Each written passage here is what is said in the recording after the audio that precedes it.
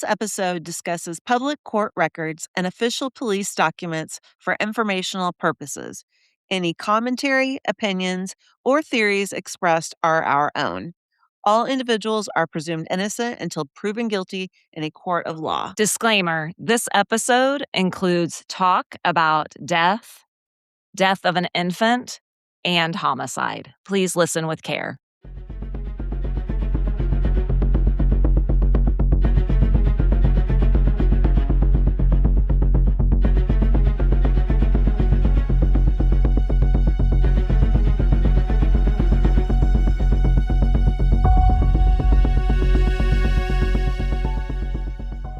For nearly 38 years, one Missouri family has lived with questions that seem impossible to answer.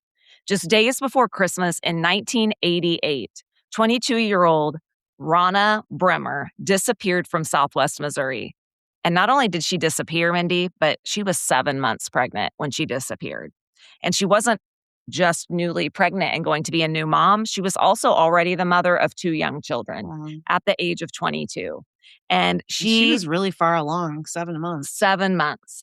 And in 1988, right before Christmas, Ronna vanishes without a trace, leaving her family searching for answers. And for decades, and you're going to hear, and I mean for decades, investigators chase leads, they interview witnesses.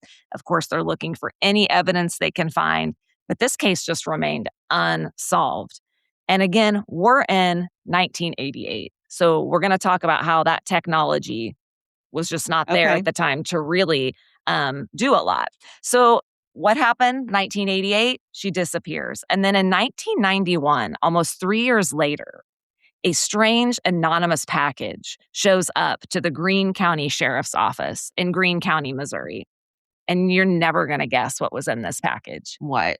A freaking human skull. Oh my gosh. And this is like with hair and everything? Well, it's a skull. Or just the skull? I'm thinking it's just the skull.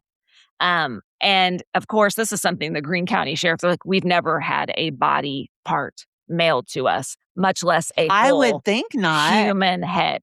How does could you imagine opening that up? Being the person who got that going, what's in here? And being like, a human skull. And how the heck that got through the mail? How did it not just stink? Like, maybe it didn't. Well, if it's just the skull and just the bone, it's not going to stink anymore. No. So, I mean, again, at this time in 1991, investigators have this skull. They have no idea who sent it to them, and they have no idea who it belongs to. And this is before DNA, really. Yes. So the skull really does them no good, really? Right, exactly. Because dental records. Possibly. But from everything I've read, when they received this in 1991, for the most part, for the immediate future, they can't figure out who the skull belongs to. Again, no DNA. You're right. Dental records. I'm guessing, though, that either the teeth weren't in the skull or they didn't have access to those because they aren't able to identify it quickly. Years later, which we're going to talk about, of course, advances in forensic science, and we're going to end up talking about a true crime show that steps in to help this. And it's not America's Most Wanted with John Walsh. It's not. But it is a crime show. And it ends up changing this whole investigation because old evidence gets reexamined and witnesses get interviewed again and new investigators take a fresh look at this. And you're not going to believe this, but literally less than a few weeks ago, in July of 2026. Literally a few weeks ago. Yes. Nearly 38 years after Ronna disappeared, they arrest a man. Did you do this case because after of that? Hearing about that? Yes. So I went to do some research for another case, and this came up, and it said July 30th, 2026, man arrested for Missouri murder that's almost 40 years old. I'm like, what is this? And so this is what I feel like is going to end up happening in the Springfield 3 case. I feel like eventually that is going to seep out. But anyway, I hope they can solve that for sure. Yeah. So you guys, today we're going to follow the long road from Ronna's disappearance in 1988 to the indictment of a man by the name of Joel Bremer nearly 4 decades later. Gosh. This is the story of Ronna Bremer. Welcome back to Missouri Mayhem. I'm Megan. And I'm Mindy. Thank you for being with us today. We are grateful that you chose to spend part of your day with us. On this show, we examine some of Missouri's most compelling crimes, mysteries, and criminal investigations. Today's episode contains one of Southwest Missouri's oldest unresolved homicide cases. Yeah, it's crazy. Almost 40 years.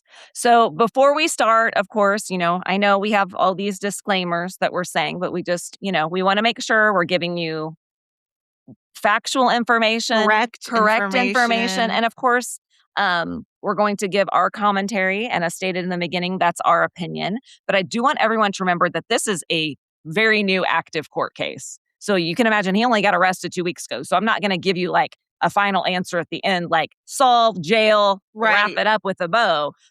So, but you're going to hear some stuff that you're going to be like, okay, and you can make your decision at the end. But Joel Bremer, as of today, has entered a plea of not guilty.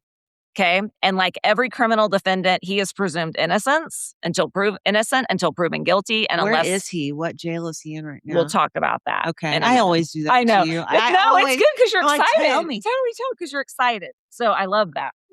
So, again, the information we're going to use in this episode comes from publicly available court records, law enforcement statements, and reporting from news establishments, other podcasts. But again, this is like developing day by day. So if you listen to this episode in a month, I suggest you Google Joel Bremer to see where the case is at. Yeah. Yeah, and we will keep you updated on the case. It could take forever, too. We know how this goes. Years. Okay, so let's take a time warp back to December of 1988. Nice. I know. We did the 90s here a few weeks ago. I love the 80s and 90s. Okay. So here's some things happening in 1988 to start taking you back. First of all, our president is none other than George H.W. Bush. He was our 41st president in 1988. Also, which is weird to think about, in 88, the Cold War is continuing to kind of ease or wind down under leader Mikhail Gorbachev. That was a name I felt like I heard all the time in the 80s. I remember that. Oh, gosh. Okay, this also happened in 1988. The Pan Am Flight 103. This was a flight leaving London Heathrow for New York City, and it blew up over Lockerbie, Scotland. What? Not even an hour into the flight, and it just blew up. It blew up, a bomb. So a bomb was on it? Yes, and from what I've read, they think it was connected to Libyan gangs. Okay. But it was a bomb that had made it onto the plane, and it blew up and blew the plane in half. Oh, my. Killing everyone on board. It killed everyone on board and 11 people on the ground, including several children. Oh, from the falling parts? Correct. So if you've not seen this, there's a brand new documentary on Netflix. Netflix about Pan Am Flight 103, and I highly recommend it. Okay. I just finished watching it, and it is very crazy, sad, interesting. Yeah, so sad. Okay, so there, we could cover that, but Scotland's quite a ways from Missouri. Yeah, so, it is a little ways. But it is a very crazy topic. Some movies that were big in that year. Tell me if you saw these. Okay. Die Hard. Yes. You like it? No. It's also considered a Christmas movie. I know it's and not. I don't get that. Like I know there may be people out there who don't agree, but I'm not a big Die Hard fan, but I know a lot of people who are. Beetlejuice. Oh my gosh. I babysat a kid one summer, and the only way I could get him to take a nap was to play Beetlejuice. So I watched freaking Beetlejuice every day, all summer. Yes. Nice. So I like Beetlejuice. Super weird, and I thought it was super weird at the time. I could not have hated it anymore. But yeah, Beetlejuice. Okay, what about Coming to America with Eddie Murphy? Coming to America. It feels good. Yeah. Yeah, I like that one. I loved Coming to America. I think Eddie Murphy. Yeah, he's funny. Anything he does. And then Who Framed Roger Rabbit? No, I never watched. Yeah, I did, but it was probably for your children's purposes, right? Like, oh, well, you didn't have children in 1988. Hell no. No, I was a children in 1988. I was the children. You was 12. You was 12. That's right. And so I can remember it coming on and just being like okay, that feels like a kid's movie, but it wasn't. It wasn't. There's something about it ain't right. Yeah. Okay. In 1988, the Wonder Years. Whatever happened to would Wendy? you do? Oh, Wendy, what was her? Yes. What Would you do if I sang out of tune? Would you stand up and walk out on me? Lend me your ear as I sing you the song. I will try not to sing out of key. You know, have a little help from my friends. I love that song, and I love the Wonders. I love Fred Savage. yes. So, and then of course Roseanne. Whatever happened to Wendy from the Wonder Years? The actual Wendy or the actress? Both. Okay, the actress, which I think her name is like Danica McKellar or something like that. She's been on quite a few things since then. Okay. She has. I've seen her on things. Now, her character, I'm not sure. I don't even remember exactly. That show was not on nearly long enough. He just really had a crush on her. Oh, I think they kissed one time. Oh, yeah, I think. And his brother had gone off and died in Vietnam. Or her brother. Was it her brother, right, Wendy's brother, remember? And that was the whole at the beginning. And I just remember that show. I loved it so much, and it wasn't on long enough, nearly long enough. No. Roseanne also debuted, and I felt like that was like literally Missouri on TV for the first time ever on Roseanne. It was like, that's like true. Similar to our family. Like it is. And the house was just right. It was. It was all cozy and stuff. Like it's like this Knots Landing bullshit and Falcon Crest, like Dallas. I'm sorry. Exist. No, Roseanne. Was legit. Okay. On to 1988. We, of course, had Michael Jackson, George Michael, Guns N' Roses, and Never Gonna Give You Up, Never Gonna Let You Down, Never Gonna Run Around and Desert You. Good old Rick Astley. He topped the music. Okay, he promised 8 things. Never gonna let you down. Okay, never gonna give you up. Never gonna let you down. Never gonna run around and desert you. That's 4. Never gonna say goodbye. Never gonna say a lie. I don't know, something like that. Never gonna run around. So 6, 7-ish things. Desert you. Did he keep it up, I wonder? Did he keep to those? I don't think he did. You know what's crazy about that song is, it made a huge comeback. I know. Decade on social media. I know. Rick's like, never gonna go social media. Wonder. No kidding. Okay, baby names. You can imagine. Boy. It's 88. I mean, come on. We got Jessica, Ashley, Amanda, Michael, Christopher, and Matthew. Also popular in Missouri. Let me do this one. Okay. We got Brittany, Tyler, and Justin. That's right. So we got our 80s names. Now, I think I had most of the things I'm getting ready to list. Nintendo, check. Nintendo Tetris, thank you very much. Yes. I was addicted. Love it. We actually just got our Wii out again last night. The OG Wii. And we're playing OG Wii games. And it was like time warp. Like, fun. Because every morning for, I swear, a decade, especially in the summer, I'd wake up. Caden would be downstairs in his pajamas, playing the Wii, sweating at like 8 in the morning, already playing the Wii. Thinking about it. He's like, I got to get down there. So we got it out last night and played some Wii Party. Nice. We did our Wii ages. So it was fun. Okay, so Nintendo, cassette tapes. Of course, nothing like being there right as the top 40 countdown starts and press record and play at the same time. Oh my gosh. Because you're going to get all 4. If the tape will only last long enough to get all 4. Well, no, you got to be selective. You have to listen to it. And if they say, hey, guess what? Never going to let you down. If Rick Astley is coming next, then be ready. You have to just sit there and be ready. Yeah. And then when it comes on, record. And then you have to hear the whole song and then stop record. Yeah, yes. And then, okay, is the next song? I don't really want that one. Okay. Yeah. Nope, I want this one. Yes. And you'd end up having a stellar tape. Yes. Video rental stores, of course, Blockbusters, Cedar Chest Video. Remember Cedar Chest? Oh, yeah. Shopping malls. I miss shopping malls. Good Saturday morning cartoons that aren't freaking weird and try to send some giant message. They were just funny. Right. I like some of the new cartoons, but man, some of them I watch it and I'm like, this is deep. What's the cartoon back in that day? They have those big dolls that walked around going, Oh, you're not thinking of Teletubbies. And then the sunshine. Yes, the Teletubbies. That wasn't an 88. Was that That was more 90s? yes, Oh. early 90s. So Somebody close. whoever created Teletubbies was high. It was, Dipsy Inky Dinky, what was his name? Dipsy They Po might La La Po. They might have been doing shrooms. Teletubbies. And they're looking at the sun. Oh, the boys loved Teletubbies when they were little. Yeah. Oh, that's right. Acid wash jeans. Yes. Yes. And then, of course, 80s hairstyles. Oh, yeah. And I was actually showing Caden a couple pictures from, I think it was like one of my bridal showers. And he was Mhm. like, you and Mindy have so much hair. Oh, yeah. I'm like, yeah, like that was the thing. Okay.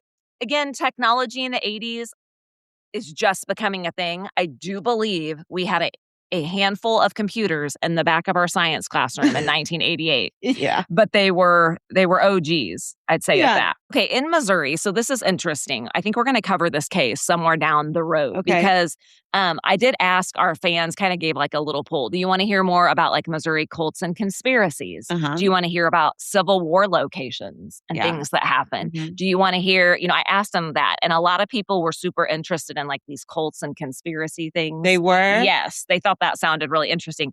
And this is one of those. It was called Missouri's Times Beach environmental disaster.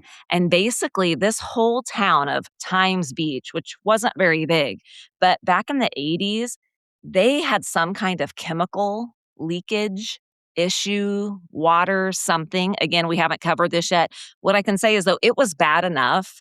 The government relocated the whole town. Oh, which wow. basically meant they told everyone, you have to leave. We're going to pay for you for housing somewhere else. Get your stuff and leave. This place is The whole town. the whole town. So that happened in 1988 too. So that's something we will talk about down the road, which I think is interesting. That is. Of course, Lake of the Ozarks was kind of still in effect then, and Silver Dollar City not nearly as what do I want to say, promotionalized as they are. Yeah. And of course, Branson wasn't anywhere Right. like it is today in No. 1988. Now, the location of this case is in Ozark, Missouri, which is nestled in Christian County. And again, it was considered a quiet, kind of rural farming town. And the differences between Ozark, Missouri in 1988 and its current population shows it's really changed. Ozark has quite a few more people. Again, it's down there by the lake. It's a common place for people to go get rentals and things like that. So in 1988, there were only about 4,000 people living in Ozark. Okay. So it was very small. Today, 24,000 residents. How many years later is that? 88 to 2026. So we're talking about 38, 48 years? 38 years, yes. So 38 years ago, they went from 4,000 to 24,000. Again, I think a lot of that has to do with the lake developing. Sure. Yeah. So back then in 88, it was just this rural, isolated farming community. Now it's a big considered commuter suburb into Branson, into Springfield, those kind of things. 2-lane road into it. Now it's US 65 that goes through it. So a lot of development and growth. Yes. Okay. But we need to keep our minds in the 80s. This is a small rural town. I can do that easily. There we go. So stay in 1988 for us. I love the 80s. Yes. All right. So we know where this is happening. Let's talk about Ronna Bremer. Ronna Bremer was born Ronna Ann Waller, and she was actually born in Nebraska in 1966. So again, at the time of her passing, she's only 22 years old when all of this sadly happened. And family members described her as sweet and sassy. And pictures of her, she looks sweet and sassy, that she was fun loving, and she was someone who deeply loved those around her. According to information online, her childhood did have some hardship. Her stepfather died in 1980, and I'm not sure what the situation was with her mother, but for some reason, Ronna and her siblings went into the foster care system. Okay. And during that time, she lived with several families, was just kind of bouncing around. And she even stayed with an adoptive family for a brief time in a very remote town in Alaska. Okay. So can you imagine being raised in No. Nebraska And then going to Alaska? with people you don't even really know? They're your adopted family. So as a young woman, she eventually ends up coming back to the Midwest and settling in Iowa. And this is where she meets Joel Bremer. And I don't know the exact situation, but it sounds like to me, she might have been desperate to find a family, someone to help somewhere to her. belong. Yes, somewhere to belong. You know, yeah, she sounds like she may be the last, several years of her life before she met Joel had been kind of rough. Yeah. And the couple married in 1985 when Ronna's just 18 years old. But she is legal. At least she's legal. Yeah. 18, And soon after, they start a family. Again, as we said earlier, when she went missing, she's 7 months pregnant and had 2 babies, and she's only 22. So they started having children very quickly, and they decided after they welcomed their first 2 kids, they were going to move from Iowa to Ozark, Missouri. And from the outside, people were like, okay, I mean, this looks good. People do that. Let's move here, start over, or a fresh start, or this looks like this could be a good thing for us. Yeah. But I think it sounds like pretty much from the beginning, this wasn't this wonderful marriage. Right. So let's go back to 1988 in Ozark, Missouri. It's December, a few days before Christmas. Again, family traditions happening. I'm sure, trees are up. Maybe some packages are being purchased. Families are talking about gatherings. And again, Christmas morning is just not that far away. But for the Bremer family in December of 1988, this is going to become the beginning of a tragedy that's going to last them, up to this point, 4 decades. So far. 4 decades so far. Again, Ronna Bremer, only 22 years old, raising 2 children, 7 months pregnant, devoted mom, cared deeply about her family. And to the people around her, she was preparing for her 3rd baby. And really, there was nothing hugely out of the ordinary. But decades later, investigators were going to uncover records that paint a more complicated picture of the marriage. As we said before, it's not all it's cracked up to be. And these records will prove part of a larger investigation that, again, no one in the family ever dreamed in December of 88 were going to develop. Yeah. Because shortly before Christmas, Ronna disappears. She's gone. Now, let's just go ahead and talk about, based on reports, what happens on the final day or the last days leading up to her disappearance. Okay. So December 20th, 1988, 5 days before Christmas, Ronna and Joel get into a heated argument at their house in Ozark, Missouri. What is that argument specifically about? I cannot find that information. Again, we're talking about almost 40 years later. Yeah. But we're pretty sure they had a fight because according to reports, during the fight or at least immediately following it, Ronna calls her sister-in-law, Bremer.Greene, okay, which is, of course, Joel's sister. Yes. And says, Joel just stormed out of the house. We had a huge argument. He's on foot. It's cold outside. I'm not sure where he went. I'm going to go look for him or been looking for him. And that's the last time anyone outside of the Bremer household heard from Ronna. Okay. Now, what does Joel say about this? Well, Joel tells the investigators that he did leave the house after they had an argument because he was pissed off. And he said, I wanted to go cool off. Yeah. He claims I was just going to walk to my place of work, wait there until the morning. So just sit outside, I guess. That's a little strange. To pick up his paycheck. Okay. Now, according to Joel, it just got too cold and he just couldn't be in the cold any longer. So he decides to walk home. He walks home. He walks straight into the living room. He lays down on the couch with the couple's 2 kids who he claims are sleeping on the couch asleep and and gets up the next morning and he says, Ronna's gone. I have no idea where she went. Now, here's what's kind of fishy. It takes Joel 2 days to report Ronna as missing. 2 days. That's enough time to cover up some stuff. Yes, agreed. She goes missing December 20th. He does not report her missing until December 22nd. Oh my gosh. Why? Well, Joel says because they had just been in this huge fight and he maintains to police that he assumes she just left and just had walked out or gone somewhere else to stay and would be back after. Well, and before cell phones, we did do that kind of stuff. Well, like you get mad and you just disappear for a couple days. I ain't calling him for a few days, you know? Right. And exactly. I mean, that is, and she even called her sister-in-law and admitted they'd had a big fight. Yeah. So there was that evidence. He said, that's why I waited. He said, and then that makes sense to me. It kind of does. like thinking that she is probably at a friend's house. Or, she hates me right now. So, well, the only thing that wasn't quite adding up to her family is that there's no way Ronna is going to leave, number one, her 2 kids behind no. with Joel and just leave and not come back or be like, I may come back, I may not. Plus, she's 7 months pregnant. Yeah. And it's like, she's been pregnant now. This is her 3rd time, knowing like, okay, that's a volatile state of pregnancy. You can't be stressing yourself out too much. And so although they're like, it totally could have happened, things just aren't lining up with that story. Now, after she disappears on December 20th, there are no confirmed sightings, contact, and no evidence to show what potentially even happened. Just nothing. To Ronna. Nothing. And we want to be clear, and her family wanted to be clear too. Like, there was no evidence that she chose to just leave and not come back. Like, there was no note. Right. She hadn't called back Barbara, her sister-in-law, and said, okay, I'm staying at the hotel for a week. She's pregnant. And very she's pregnant. very pregnant. So she's got to know that there's people worried about me. Now, I agree. But here's what I wonder with Ronna. So she spent her last years in foster care system. Yeah. They move. She's originally from Nebraska. They go to Iowa.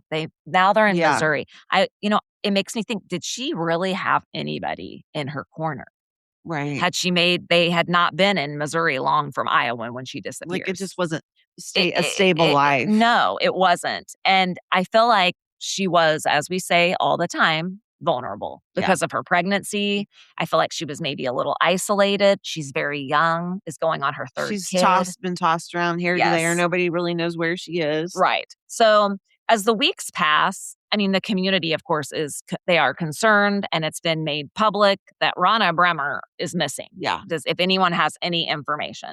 And again, they search, they look, investigators are following leads, but the case presented detectives with one of the most difficult situations that can come about in a criminal investigation, and we've talked about this before a lot too, is that a suspected homicide without a body.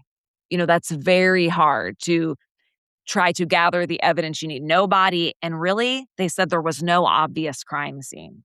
From what they could tell, the home initially was not a crime scene. No bodies, no weapons. No weapons, nothing that looked like foul play, nobody coming forward. Evidence. No, nobody coming forward saying like, hey, things seem weird. Yeah, nothing like that. So in 1988, investigators, of course, didn't have the tools that we have today. So no DNA testing, no real digital records, no cell phone records, no surveillance cameras. Isn't it crazy today, the things we have? Yeah. That we didn't have back then. And so this investigation is depending on good old traditional on the ground police work, boots on the ground, going to doors, witness interviews, all that. But they still don't have any answers. And my first question, I don't know about yours, but my first question was, did the police believe from the beginning that Joel had something to do with it? Probably. Or were they like, we don't know much about this Isn't family. That standard procedure, though? Like, to always go for the spouse or yes. the lover or whatever? In my mind, I'm like, please tell me they at least had him in their mind from the beginning. And yes, they did. They did? Yes. Okay, good. When I looked into that, the police overwhelmingly said yes. From the beginning, we strongly suspected Joel. But there was no concrete evidence for us to arrest him. There was nothing for us to secure any kind of criminal charges. According to statements from the Christian County Sheriff, Brad Cole, Joel Bremer was interviewed many times over the years by multiple teams of detectives over 4 decades and has always been a person of interest to us. Always. For 40 years? For 40 years. And he's just free. I'm been taking it. living his life. I mean, he's not behind bars, right? Well. Are you getting to that? He is behind bars now. He is now? But it was literally, a couple weeks ago that this happened. So Okay. he's lived his life for the last 40 years. Okay. Since 1988. As months become years, of course, this investigation ends up being considered a cold case. Life continues around Ozark, Missouri. Her children get older. Families are changing. Witnesses that maybe had vital information move away or die. I mean, 40 years. Her due date has come and gone. Her due date has greatly come and gone. And again, for investigators, every year that passes just seems to create more obstacles. And so not only do we have Joel, he says it took me 2 days to report her missing. Well, it doesn't take Joel even 2 years to divorce Ronna legally. Okay, that's really fucked up because how do you No, divorce someone that's disappeared? interesting. Because that person can't really work with you to get the divorce. Correct. So how do you divorce someone that's disappeared? So here's what I know about this. So in 1990, 2 years since Ronna's gone missing, just 2 years, Joel files to legally divorce his missing wife. How is that possible? So since Ronna was still legally considered, was still legally considered a missing person, not deceased, Joel filed for divorce on the grounds that she had abandoned the family. He's still holding on to this. She left on her own and never came back 2 years later. That's what he's telling police happened. Because he's guilty. Yeah, because he wants this divorce so he can go out and probably do whatever he wants legally. Absolutely. So and the courts gave it to him, which shocks me. I mean, I can see eventually, but 2 years? I don't know. And especially when he's always been a person of interest. It'd be different if the police are like, no, he's completely cleared. He had nothing to do with this. He's just trying to move on with his life. But no, I mean, he's always been, it's still, no matter what, it's suspicious. Well, and I'm sorry, but 2 years and she disappeared. That's not very long. No. To wait to move on. No. I mean, I know to each their own and grieving and what have you, but like you lost your wife just 2 years ago in a bad way. And then to be like, well, I can't divorce. She's considered a missing person. So I'm just going to file for divorce and saying she abandoned us. I mean, yeah. And is that what you're telling your kids? Yeah. You know, that's what makes me sad is that the message he fed to his kids? Mm-hmm. We don't know that. Now, the divorce also allowed him to obtain sole legal custody of their 2 children, the 2 young children they had. And he was able to also legally... How can he do all this stuff to her when she is not around to take up for herself? Exactly. And legally separated his finances from her. Oh my. Yes. I don't know how all that works, but he was able to do it. And later, investigators view this very suspicious, and they believe that this suggested to them that Joel was like, she's never coming back. And he knew why, potentially. Oh, yeah, I bet. Mm-hmm. Yeah.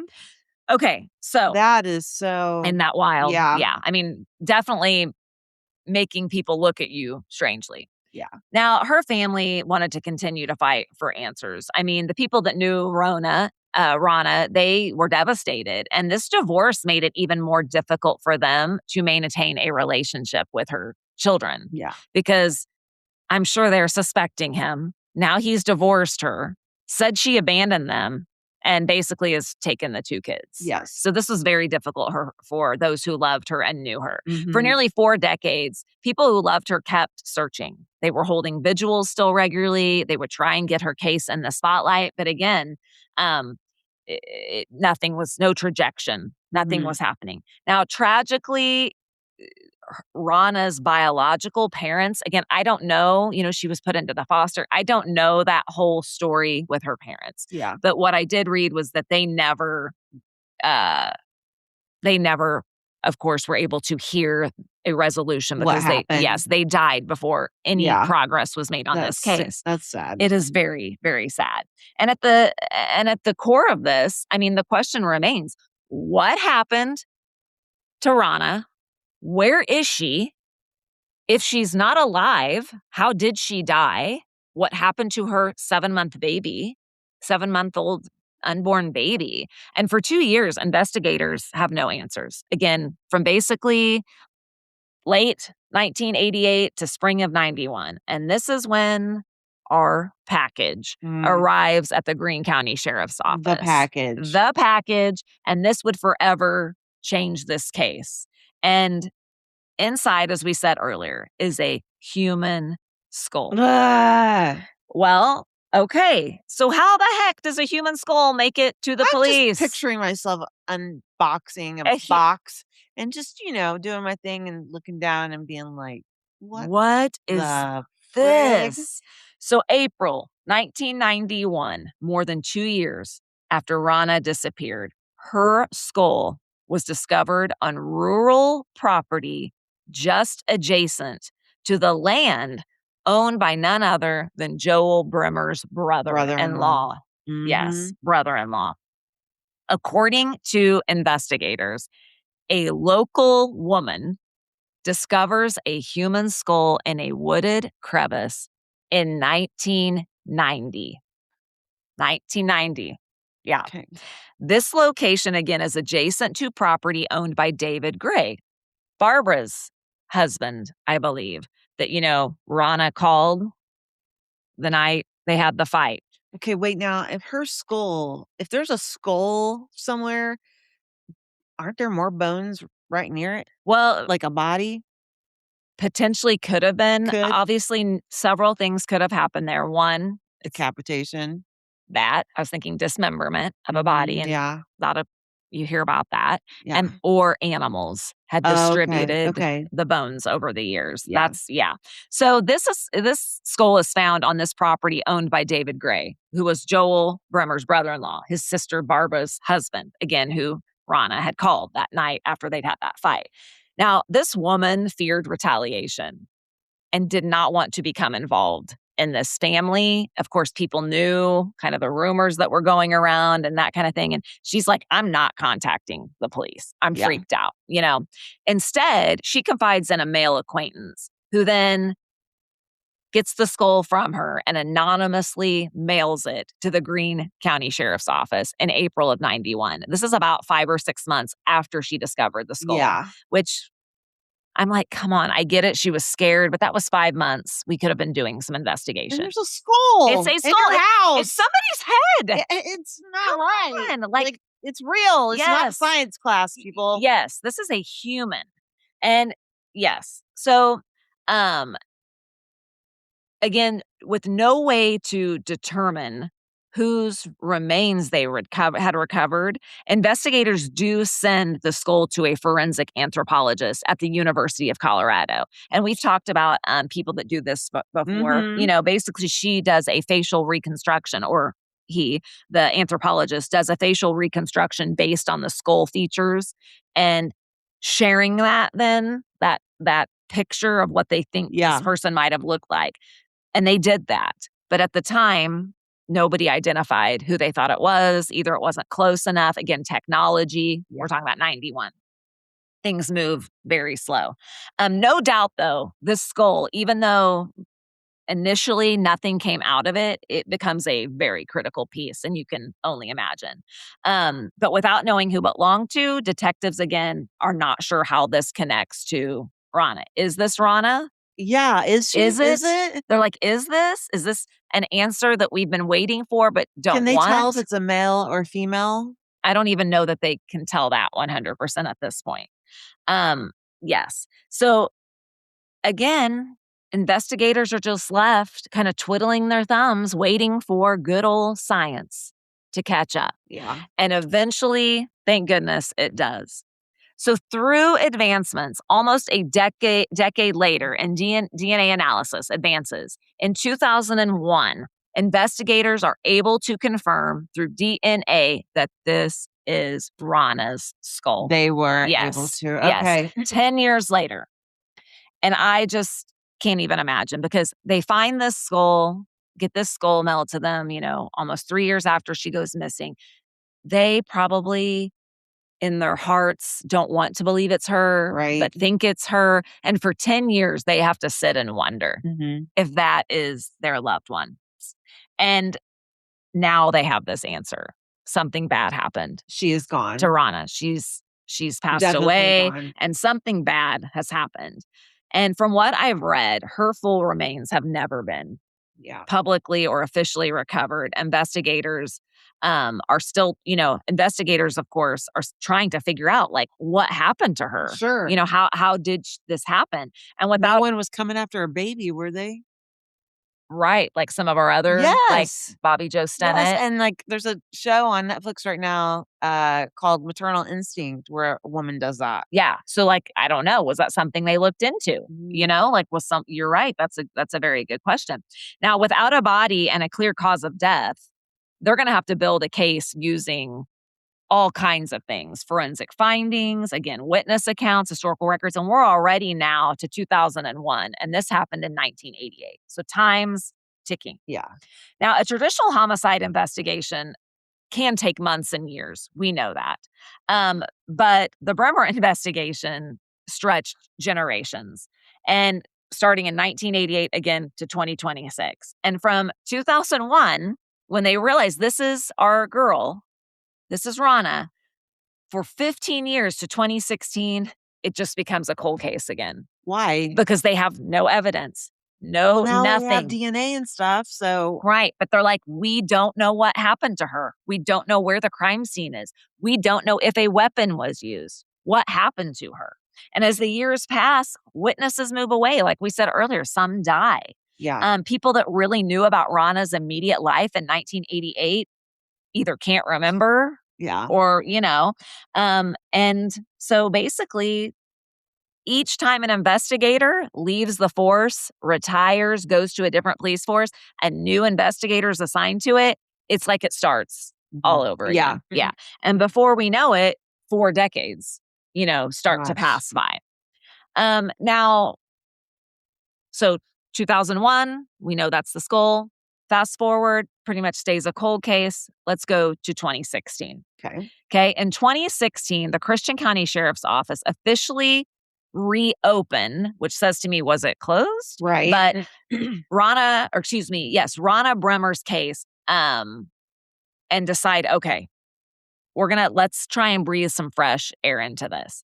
They got detectives to conduct new rounds of interviews. They went back and reread old statements. They reread family member statements. And they even went and re-interviewed Joel Bremer. Okay, this was 2016. Investigators are hoping that new questions might expose some inconsistencies. Joel Bremer's probably living his life. Oh. What's he got?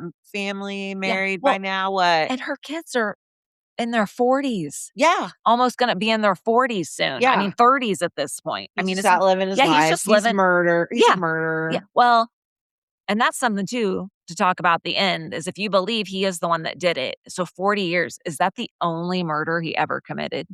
Right. I don't know. How many people kill one time like that and never do anything like that again? And there's a lot of cases in like Springfield and In that Southwest Missouri and down in the Ozarks. Ozarks. Yeah, I mean, it's like, okay, he's been out there living his whole life for the past 40 years. I mean, a lot of people have disappeared in those 40 years. Right. And again, no evidence, not accusing Joel of anything, just giving you information and our opinion. Now, despite in 2016, the family is so excited. They're like, okay, we're going to get somewhere on this. Yeah. And the police force, they really do try. Christian County, they do. They go back over everything. And the biological evidence that they had collected decades earlier with the skull, it still is not, we're still not, and even in 2016, there's not enough forensic technology to provide them with really any additional information. Yeah. So we still have no confession, no potential exactly what happened to her. And again, 2016, it's back on the cold case list. I can't imagine the ups and downs No. that this family has to fill for the last 40 years. No. Hope that we'll get answers. Nope. Hope that we'll get answers. No. I mean, it's torture. Torture every day of your life. That day in December of 1988, again, completely changed the course of so many people's lives. And think you probably wouldn't even like the holidays anymore because it have a bad vibe for you, For sure. Now, while investigators are continuing their work, again, people that loved Ronna, birthdays come and go, holidays are passing. There was no final goodbye to her. There's been no explanation of what might have happened to her. No one's been held accountable. I mean, awful. So for nearly 38 years, Ronna's family and friends wait. They wait for a moment, for a break in this case that they never thought they'd get, honestly. And then in late 2024, 8 years after they had tried to reopen, nothing came of it. The investigation gets new momentum.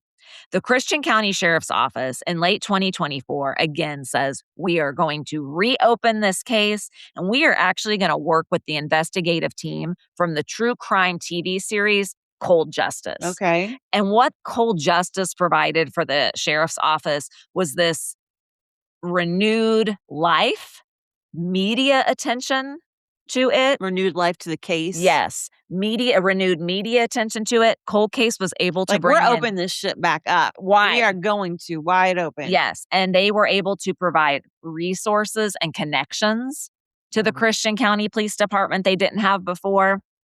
And yeah, this really brought a lot of life. Now, technology has come so far. Yes, the technology they're hoping is there now. Now, let's be clear.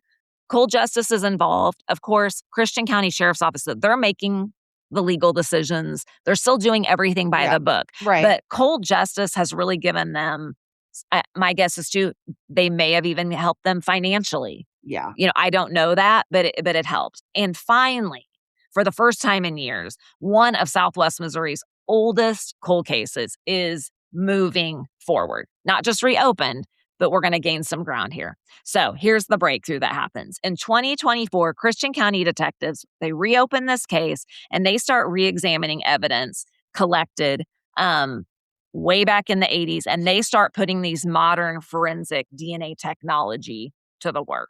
Okay. One of the biggest advantages that investigators had in reopening was the advancement of the technology.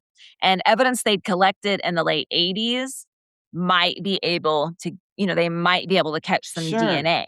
So scientists are able to develop what they call a usable DNA profile from decades old biological evidence. And they say that DNA links Joel Bremer to Ronna's murder. My. Yes, finally. Yes. Investigators also uncover something that should have been uncovered in 1988 and would have maybe given this case momentum then. Investigators uncover records documenting that Joel Bremer had a history of domestic violence against With Ronna. who? Ronna, during their early years of marriage when they lived in Iowa. Oh, yes. Why? Okay. See, leave him. This is where Joanna's Law. Remember, Joanna's Law is when you go in and see what looks like a suicide, or you say, this person just went missing, we had a fight and left. If there is any record that there was domestic violence ever, it is treated like a homicide, not a suicide, yes. Now, in fact, just months before they moved to Missouri, which makes me wonder, was he trying to isolate her? I don't know. But just months before they moved to Missouri. Like, you think part of the move was part of it? Because in Iowa in 1988, right before they moved, months before, I think it's either Oskaloosa or Oskaloosa Police Department in Iowa, they responded to a domestic violence incident at the Bremer home, and Joel was arrested. It was bad enough they arrested him. So he was arrested. Yes. Now, I don't know exactly what happened. Yeah.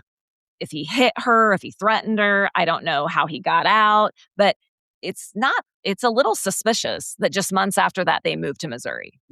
Like trying to get away? Yes. Yeah. Yeah. And investigators said that those arrest records helped provide, again, additional context into what potentially happened. Yeah. So now we've got some DNA evidence, and now we've got a domestic violence record. Also, another disturbing detail about Joel Bremer emerges. Joel Bremer is a registered sex offender now. Yes. Following a felony conviction in Southwest Missouri. And this happened long after Ronna went missing. On May 1st, 2001, Joel pleads guilty in Webster County, Missouri, to 2 felony counts of sexual abuse against a 13-year-old girl. 13. Yeah. He was sentenced to serve 2 7-year prison terms concurrently.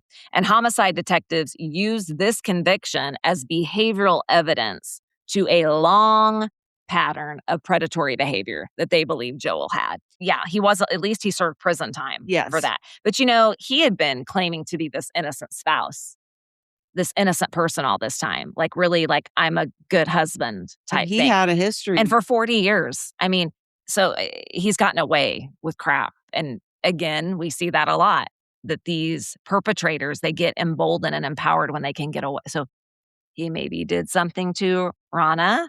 And look, who knows? He just got caught in 2001. Well, did this girl finally call him out? Well, I don't know how I don't know how they ended up arresting him. Yeah. She's a minor, and a lot of that was sealed because she's only 13 years old. But it shows me, he's not worried about getting caught. No. He's doing bullshit. Now, don't you think when he was arrested in 2001, shouldn't have something come up in his file that said his wife disappeared in 88? Right. And he is a suspect. Got a history, yes. But I don't think that's how that works. I don't know. Now, nearly 4 decades, again, after Ronna has vanished, these advances in forensic DNA and this renewed investigation are going to finally lead to an arrest. Investigators have said that the new forensic work, combined with witness interviews, historical records, help strengthen their case against Joel. And after decades of uncertainty, they're like, we have enough evidence to take it to the next step. Oh, gosh. After almost 40 years. Wow. Now, about not giving up. It's not just as simple, of course, as going, okay, we're taking this to trial, because the first thing that the prosecutors had to get through is what's known as a grand jury presentation. Mm-hmm. Okay. Now, we've talked some on here about grand juries, but if you're unfamiliar with the criminal justice system, the grand jury process is an interesting and sometimes confusing one. So a grand jury is not the jury saying like someone's guilty or innocent, like we typically think in a jury. Instead, prosecutors go to this jury and produce evidence to them, to this group of citizens. And as the jury in a grand jury, they have to determine whether or not they think there is enough probable cause to believe that a crime occurred to Ronna and that this person did it. And they have to decide, okay, we're going to indict him on criminal charges, which means he's going to stand trial for this. Well, thank goodness the grand jury does find probable cause when the prosecutors present this information, and they give an indictment that allows this to move forward. Now, again, this is really isn't it crazy to say this is kind of the beginning of a 1988-year-old case? Yeah. But it kind of is. Mm-hmm. So, you guys, in July, end of July 2026, weeks ago, after reviewing evidence presented by the prosecutors, a Christian County grand jury indicts Joel Bremer on 2 counts of second-degree murder. One for the death of Ronna Bremer, and the second for the death of her unborn child. Yep. Yes. And for investigators that have spent years working on this, I mean, holy shit. Yes. We finally got an arrest. We knew it was him. Yes. And how awful to be someone working on that case for years, knowing he's guilty out there living his life. Now, let's go. Let's arrest this guy. Well, where the hell is Joel Bremer? No. Okay, we got to find Joel. So this is interesting. By the time investigators obtain this indictment, Joel Bremer is no longer living near the Lake of the Ozarks, but he is still in Missouri. He has established a life in the Kansas City area. Great. And most reports believe he's lived in the Kansas City area since the early to mid 2000s. Oh my gosh. Yes. How many people has he come across? How many people has he killed? Oh, well, wait. A lot of people probably think they knew Joel, because according to publicly available information, Joel and his new wife, Susan, at the time, they bought the historic Danny Edwards Boulevard barbecue in Kansas wife City. Number 3? It's wife number 2 that we know. Okay. He could have had more. But yeah, he purchased Danny Edwards Boulevard barbecue in Kansas City in 2018. Have you ever heard of Danny Edwards? He's probably cooking up people. Oh gosh, don't say that. Well, I don't know. He likes barbecue. Well, can you think? Like, I'd never heard of this barbecue place, did you? No. But I looked it up, and it's been a pretty big staple. The restaurant for years located down in Kansas City off of Southwest Boulevard. Yes. And according to reports, it's a well-known barbecue business that has deep roots in Kansas City. Now, how did Joel get involved with this barbecue business? Well, before he became the owner in 2018, Joel worked for the restaurant's owner, Danny Edwards, for 15 years before that. So again, that's why people are like, he's been here since. Yeah. Not long after he had to do his time probably for the girl Right. in jail, which makes me think maybe he served the 7 years at the same time. They were together. 7 and 7. Like, it was 7. basically just 7 years. We Mhm. need to define the word concurrently. Yeah, we do. Okay, let me do that really quickly and I think it might actually mean it means at the same time. Yeah, same time. Same So he time. only served 7 years. So it sounds like to me then, and he may have gotten out on good behavior or something. So by the time he moved to Kansas City in the early 2000s, he's coming off this jail stint Yeah. from sexually assaulting a 13-year-old. Right. Now, wonder if Susan knew about that, his new wife. Well, I bet not. Hope she Googled him. Now, before, again, so he's worked for Danny Edwards for 15 years, and he decides in 2018 he's going to sell the restaurant, and they buy it. So the Bremers operate Danny Edwards Boulevard Barbecue from 2018 to 2025 when the restaurant closes. And it actually closes because although Danny owns the business, the building he's in is owned by a relative of the late Danny Edwards. And they decide in 2025 that they want to sell the building. Yeah. So they tell Joel, you have to be out. And I actually watched an interview that he did in 2025 on a local TV channel. Joel? Sad about that his barbecue place had to be shut down because he had to move out. So I'm saying, how many hundreds of people went to Danny Edwards regularly and had formed relationships with Joel Bremer? Right. And had no clue that he's going to here in 2026 be arrested for 2 counts of murder. Wow. Yeah. So it closes down 2025 because they sell and he doesn't decide to move it somewhere else. So now we fast forward like less than a year later, and law enforcement are spending time here. They spend about a week trying to find Joel in Kansas City. Just recently? Yes, like weeks ago. Okay. I mean, it's crazy. They're in Kansas City looking for him. Was this on the news? If it was, I didn't see it. I didn't see it these either. days I kind of stay away from the general news. Yeah. Now finally, July 31st, 2026. So just weeks ago.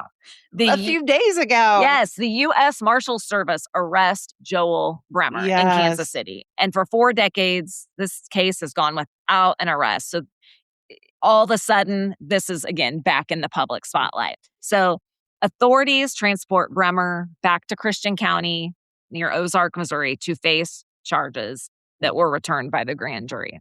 And for Ronna's family and friends who thought literally this case is never, ever going to be solved. Yeah. Oh my gosh. What a relief. Happening. And a suspect is finally going to court. Yes. Okay. So he has made his first court appearance.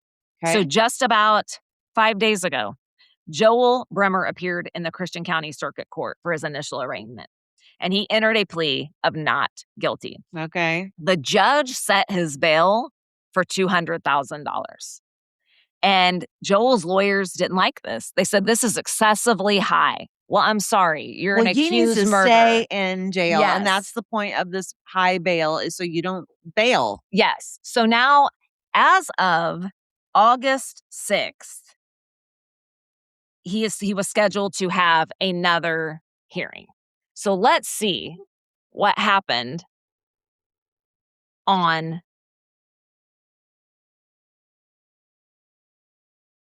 is he still in jail? Well, yes. Basically, he's still in jail. He still has a $200,000 bond, and it doesn't sound like they lowered it or let him out. And he's just waiting for trial. Yes, in Christian County. Okay. Now that's as of when this airs. It could be different when people listen, but basically $200,000 bail amount. Lawyers didn't like it. I think he's still there. Yeah. So good. Now don't forget, let me remind you, he has entered this plea of not guilty. And like every criminal defendant, he's presumed innocent unless the prosecution proves otherwise beyond a reasonable doubt. But this is crazy. After 4 decades of waiting, this investigation has finally reached a place that a lot of cold cases never see. Okay?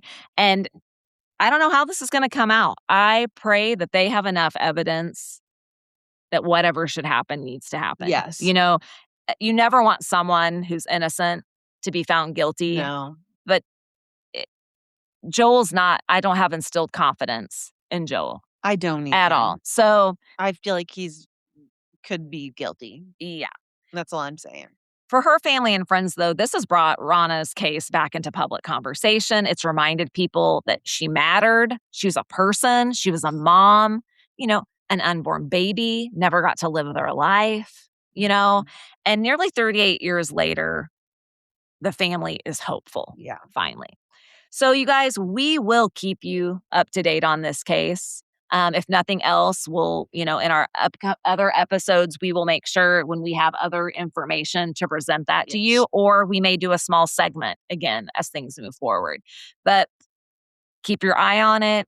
If you're interested, again, Ronna Bremer, Ronna, and Bremer is Bremer. So before we wrap up, Mindy, you want to say a quick prayer for her and her family and this case as it moves forward? Dear Heavenly Father, Lord, we just want to bring to you today Ronna Bremer, and we just want to bring her family to you and friends who are still grieving her, Lord. But we do want to thank you so much for leading them to who we think is the right person. And I just ask that this trial, this whatever they have to do, goes quickly for the family, and that they get what they've been waiting for over 40 years. In Jesus' name we pray. Amen. Amen. And yeah, we hope that and pray that Ronna Bremer's family gets the justice that they deserve.